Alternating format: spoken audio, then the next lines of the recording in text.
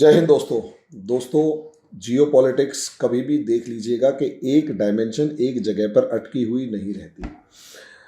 ढंग से अगर आप जियो पॉलिटिक्स को समझना चाहते हैं तो एक कॉम्प्रिहेंसिव वे में आपको समझना पड़ता है कि दुनिया की अलग अलग जगहों पर किस तरीके से सारे खेल खेले जा रहे हैं। कभी भी ये खेल एक बार में एक जगह पर एक डायमेंशन में नहीं खेले जाते। असलियत में दुनिया एक बहुत बड़ी बिसात होती है जिसके ऊपर ये पूरे का पूरा प्लेटफॉर्म बसा हुआ होता है, बिखरा हुआ होता है और सारे सिचुएशंस वहीं होते हैं। ये समझ लीजिएगा। तो जब ये सिचुएशंस होती हैं तो यहाँ जियो पॉलिटिक्स में अगर आप देखें कॉम्प्रिहेंसिव वे में नहीं देख पा रहे तो समझ लीजिए आपको सिर्फ और सिर्फ ये छोटी छोटी स्टोरीज लगेगी जो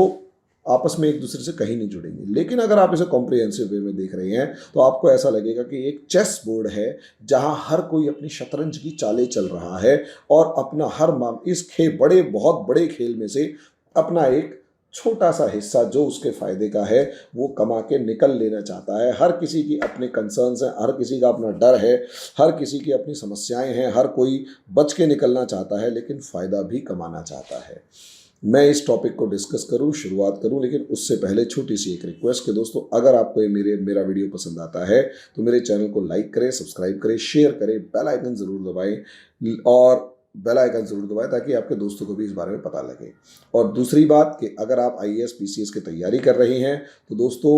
आपको NCERT के बेसिक कंसेप्ट की सबसे ज़्यादा ज़रूरत पड़ेगी। हमारा बैच NCERT के बेसिक कंसेप्ट से रिलेटेड चल रहा है जिसमें NCERT को बेसिक कंसेप्ट्स आपको 6 से लेकर 12 तक की NCERT के बेसिक कंसेप्ट्स कंप्लीट करवा दिए जाएंगे। 500 रुपीज़ पर मंथ इसकी फीस है। जल्दी से जल्दी आप हमारे इस बैच से जुड़िए ताकि आपको प्रॉब्लम ना हो और आपकी तैयारी अच्छे से शुरू हो सके। बहुत बेसिक लेवल पर आप तैयारी शुरू कर सकते हैं। इसमें प्रीवियस ईयर क्वेश्चन पेपर वगैरह सब जोड़े जाएंगे। अब आ जाते हैं दोस्तों टॉपिक पे। टॉपिक है इस समय पर इंटरनेशनल रिलेशंस, और इंटरनेशनल रिलेशंस के अंदर मैंने इस थंबनेल के अंदर लिखा है कि मोदी जी ने खेल कर दिया। क्या खेल कर दिया, इसके ऊपर डिस्कशन शुरू करते हैं। अगर आप पूरे इस प्लेटफॉर्म को देखते हैं जो यहाँ पर चल रहा है तो दुनिया में अलग अलग जगह पर अलग अलग बिसात बिछी हुई है। जैसे अगर मैं यहाँ रशिया को देखता हूँ तो रशिया यहाँ पर मौजूद है और इस समय पर ईस्टर्न फ्रंट पर लड़ रहा है और यूक्रेन, बेलारूस इसके साथ है। लेकिन अगर आप देखें तो नाटो देशों ने इन 3 देशों के अंदर एस्टोनिया, लिथुआनिया और लातविया के अंदर भी अपना एक बेस इस्टेब्लिश कर दिया है। पोलैंड के अंदर तैयारी है और अभी अभी जैसे खबर आई कि रोमानिया के एक प्लेन और एक हेलीकॉप्टर क्रैश हो गया है। कैसे क्या हुआ इसके बारे में अभी अंदाज़ा नहीं है, लेकिन अगर इसमें ब्लेम गेम शुरू हुआ तो ये वर्ल्ड वॉर को किक स्टार्ट करने वाला इंसिडेंट हो सकता है। इसमें कोई बड़ी बात नहीं है या दो राय नहीं है। यहाँ टर्की जो है वो ब्लैक सी में अपना इन्फ्लुएंस बढ़ाने के लिए पूरी ताकत लगा रहा है, लेकिन जो इजराइल है वो सीरिया के अंदर रशिया को घेरने की कोशिश कर रहा है। वहीं अगर पाकिस्तान को देखो तो पाकिस्तान अफ़गानिस्तान में इसी मामले में अपना इन्फ्लुएंस बढ़ा रहा है। और यहीं अगर अमेरिका को देखो तो अमेरिका बहुत तेज़ी के साथ ईरान के साथ न्यूक्लियर डील करने में, शॉर्ट में कहने का मतलब ये है कि चारों तरफ। और यहीं अगर आप देखेंगे तो चाइना ताइवान के ऊपर अपना दावा मजबूत कर रहा है, जापान अपने न्यूक्लियर बॉम्ब की डिमांड कर रहा है, फिलीपींस जो है और इंडोनेशिया जो है वो नए हथियार खरीद रहे हैं, मलेशिया अपने लेवल पर तैयारी कर रहा है, वियतनाम और इंडिया का कॉन्फिडेंस जो है एक दूसरे के अंदर बढ़ता जा रहा है और यहीं इंडिया भी अपनी पोजीशन मजबूत कर रहा है। अरब नेशंस अपना खेल रहे हैं, चाइना अपना खेल रहा है, जापान अपना खेल रहा है, साउथ कोरिया अपना खेल रहा है और सिचुएशंस जो है हर कोई अपना अपना पार्ट कहीं ना कहीं ढूंढने की कोशिश कर रहा है, अपना अपना स्पेस ढूंढ रहा है, अपनी अपनी पोजीशन को मजबूत करके आगे निकलने की पूरी कोशिश कर रहा है। ऐसे में जब यहाँ सिचुएशन दुनिया जो है एक सुलगती हुई सिचुएशन को क्या नाम है यूक्रेन के अंदर देख रही है, इंडिया और चाइना की जो पॉलिटिक्स है वो रीजनल पॉलिटिक्स की फॉर्म में अगर हम देखें तो चाइना 2 फ्रंट्स पे अगर आप देखेंगे तो चाइना एक तरफ ताइवान के साथ, जापान और साउथ कोरिया के साथ, और तीसरा साउथ चाइना सी में साउथ चाइना के देशों के साथ तो भिड़ा ही हुआ है। लेकिन चाइना का इंडिया के साथ भी 36 का आंकड़ा आ चुका है, इसमें कोई शक की बात नहीं है। लेकिन इंडिया को घेरने के लिए पाकिस्तान ने जो कुत्ता पाला हुआ है उसका नाम पाकिस्तान है। तो इंडिया को असलियत में चाइना से लड़ने से पहले इस पाकिस्तान नाम के देश से क्या नाम है, दो दो हाथ करने तो पड़ेंगे, लेकिन कहीं ना कहीं इंडिया और चाइना की पॉलिटिक्स पाकिस्तान के अलावा भी दुनिया के अलग अलग स्पेसेस में चल रही है और खासकर इस रीजन में चल रही है। जैसे मालदीव्स हो गया, जैसे श्रीलंका हो गया, बांग्लादेश कुछ हद तक हो गया, म्यांमार हो गया, भूटान हो गया, नेपाल हो गया। यहाँ पर असलियत में भूटान और इंडिया के रिलेशंस जिस तरीके से हैं उसमें कोई दो राय नहीं है। म्यांमार के अंदर इंडिया बैलेंस बनाने की कोशिश कर रहा है। बांग्लादेश इस मामले में सबसे ज़्यादा परफेक्ट सिचुएशन में मुझे आज तक नज़र आता है कि जिस तरीके से बांग्लादेश है, बांग्लादेश इंडिया और चाइना को पूरे तरीके से बैलेंस करने की कोशिश कर रहा है। मालदीव्स इंडिया के फेवर में है और श्रीलंका जो है वो इस समय पर सी सॉ पोजीशन में है, कभी इधर कभी उधर, कभी इधर कभी उधर। ऐसे हालात में इंडिया और चाइना का सबसे बड़ा बैटल ग्राउंड आज के दिन यदि देखा जाए, या यूं कहीं शह और मात जहां खुले तौर पर चल रही है वो है नेपाल। और ये आज से नहीं चल रही है, लगभग केपी शर्मा ओली लगभग 2014-15 के आसपास से, जब से वहाँ चाइना ने अपनी गेम खेलनी शुरू करी और अपनी जानी मानी जो राजदूत, महिला राजदूत थी उनको भेजा और नेपाल की सभी कम्युनिस्ट पार्टियों को एक करके नेपाल की सभी कम्युनिस्ट पार्टीज को एक करके यूनाइटेड फ्रंट सा बनाकर, नेपाली कम्युनिस्ट पार्टी बनाकर, एनसीपी नेपाली कम्युनिस्ट बनाकर के पी शर्मा ओली को मैंने इसके ऊपर 2019-20 के अंदर काफ़ी वीडियोस बनाए हैं। के पी शर्मा ओली को, खड़ग प्रताप शर्मा ओली, इनको प्रधानमंत्री बनाया और जिस तरीके से के पी शर्मा ओली एक एंटी इंडिया माइंडसेट खुले तौर पर लेकर घूम रहे थे, और जिस तरीके से अगर आप देखें इंडिया के ऊपर चाइना ने प्रेशर क्रिएट करने के लिए लिम्पियाधुरा, काला पानी और क्या नाम है, लीपू लेख मामले को उठाया और जिसे कहते हैं उसे इंडिया और चाइना के रिलेशंस के बीच का एक बीज के फॉर्म में इस्तेमाल कर दिया, इस्टेब्लिश कर दिया। आज भी नेपाल की पॉलिटिकल पार्टियां इससे परेशान हैं, दुखी हैं कि असलियत में इंडिया के साथ एंटी इंडिया स्टांस कितने दिन तक बचा के रखा जा सकता है। और के पी शर्मा ओली ने चाइना के साथ बहुत ज़्यादा क्लोज रिलेशंस इस्टेब्लिश कर लिए। चाइना ने इस मामले में एक बहुत बड़ा प्लान जो बना रखा है वो है BRI, यानी belt and road initiative. Belt and road initiative जो है उसके थ्रू चाइना जो है वो अलग अलग देशों में इन्वेस्टमेंट करता है कर्ज के रूप में, और ये कहता है कि एक तो हम इंफ्रास्ट्रक्चर बढ़ाएंगे, एक तो हम इंफ्रास्ट्रक्चर में इन्वेस्ट करेंगे, रोड से लेकर कल्चरल डेवलपमेंट से लेकर स्कूल्स, हॉस्पिटल से लेकर, कोई देश जो भी बनाना चाहेगा हम उसको वो पैसा खुलकर प्रोवाइड करेंगे, जितना चाहते हैं उतना ले जाओ।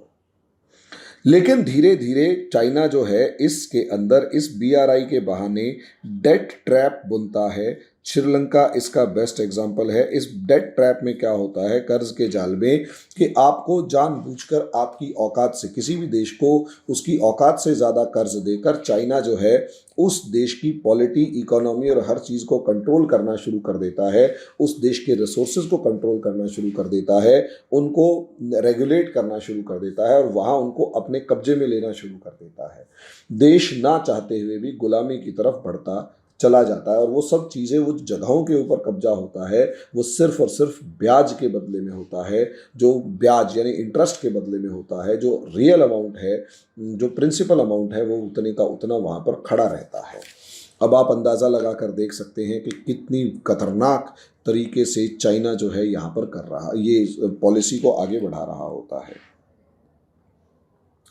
यहाँ इसे देखा जाए तो इंडिया इसको काउंटर करने की पूरी कोशिश कर रहा था, लेकिन इंडिया का साथ देने के लिए, देखिए सीधी सी बात है, क्वाड आज का तो है नहीं, क्वाड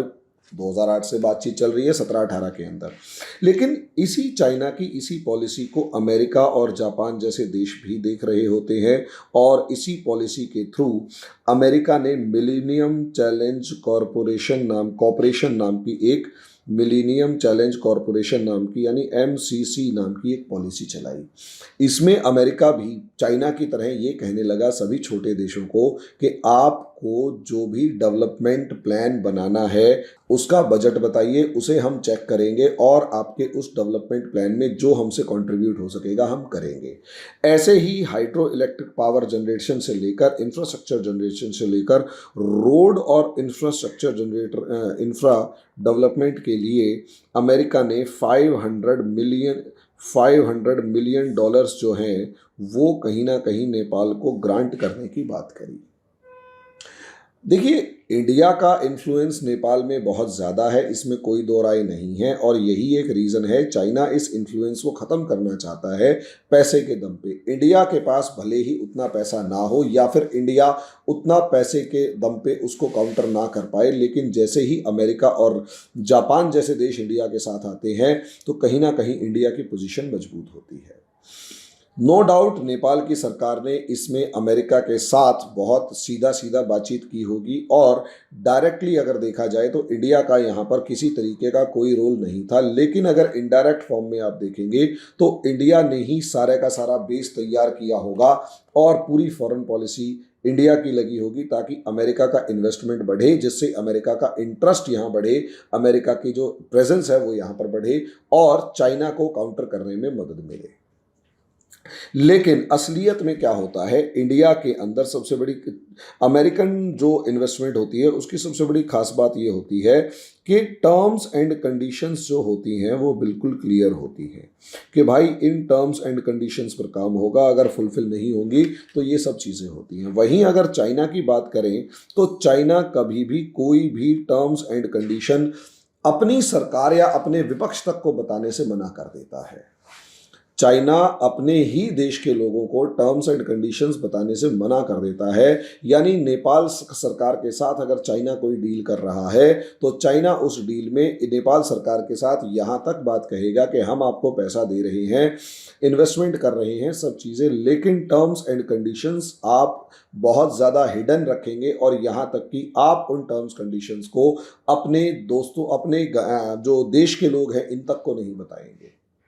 यही एक रीज़न है कि पाकिस्तान के अंदर जब CPEC जब चालू हुआ तो इमरान खान को सत्ता में गद्दी पर आकर बैठने के बाद ये कहना पड़ा कि पहले मुझे टर्म्स एंड कंडीशंस बताओ, तब तुम्हारी टर्म्स एंड कंडीशंस के अकॉर्डिंग मैं डिसाइड करूंगा। हालांकि इमरान खान को हड़का के शायद चुप करवा दिया गया, लेकिन चाइना की ये पॉलिसी होती है, हिडन डेट ट्रैप में ऐसा फंसाता है कि देश जो है उसकी टर्म्स कंडीशंस पूरे करते करते ही मर जाता है। लेकिन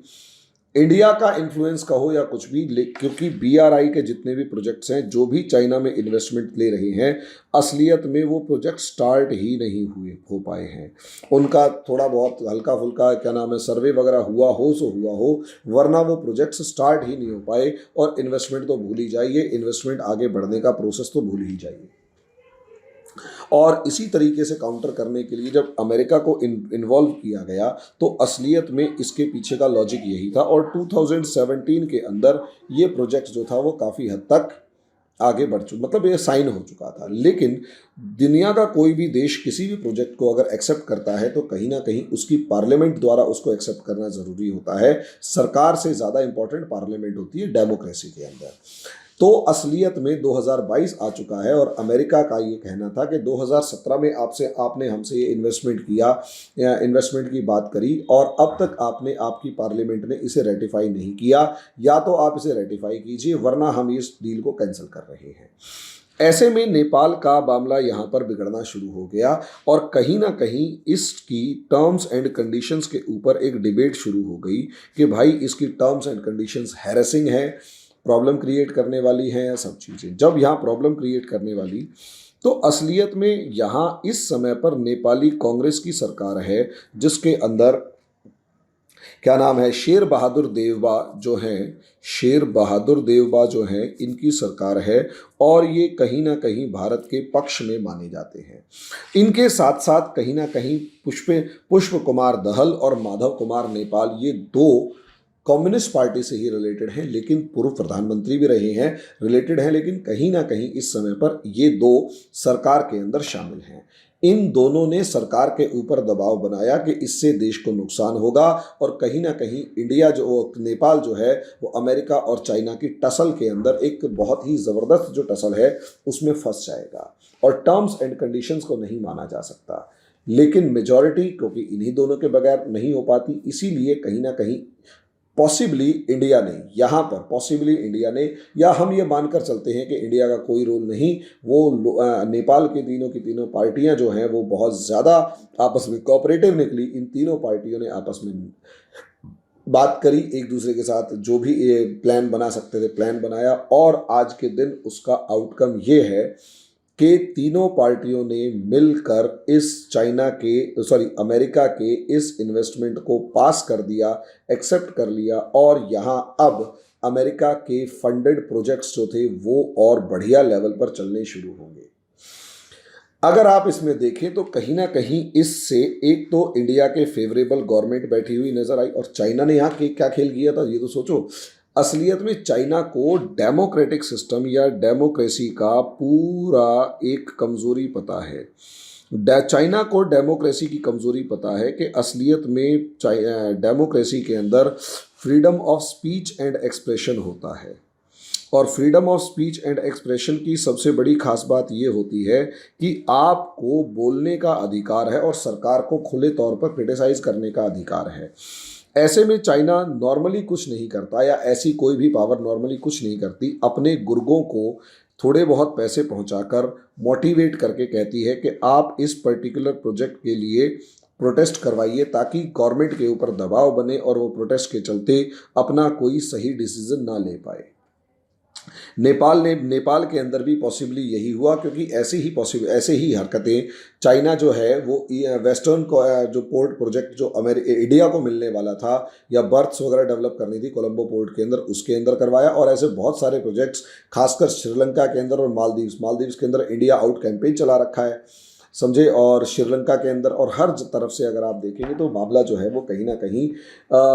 चाइना इस प्रोटेस्ट को यूज़ करता है। लेकिन यहाँ असलियत में डेमोक्रेसी की एक सबसे बड़ी खास बात ये होती है कि लीडरशिप अगर थोड़ी सी भी मजबूत हो और जनता को अपने फेवर में लाने की हिम्मत रखता हो तो कहीं ना कहीं ऐसे में देश कमज़ोर होने से बच जाता है। नेपाल में यहाँ पर शाबाशी देनी पड़ेगी या तारीफ करनी पड़ेगी सरकारों की कि वो कहीं ना कहीं इन प्रोटेस्ट जो चाइनीज़ फंडेड प्रोटेस्ट थे उनके सामने नहीं झुके और उन्होंने एक सही रास्ता अपनाया।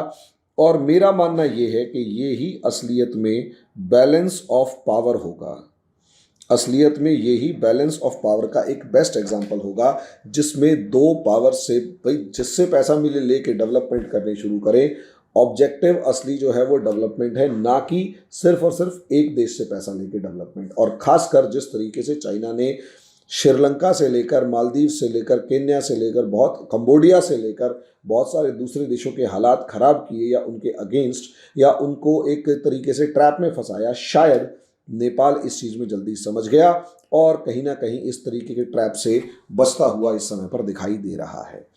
यहाँ भारत सरकार ने इंटरनली कोई ना कोई तो डिप्लोमेसी करी थी, क्योंकि इसका आउटकम बिना भारत जैसे देश के इन्वॉल्वमेंट के मुझे नहीं लगता कि मिल पाता। क्योंकि देखिए बीच में एक नेगोशिएशन करवाना बहुत ज़्यादा ज़रूरी होता है, और भारत का अमेरिका और नेपाल के बीच या एक जो ट्रायंगल होगा अगर ये मजबूत होता है, साथ में जापान अगर जुड़ जाता है, तो समझ लीजिए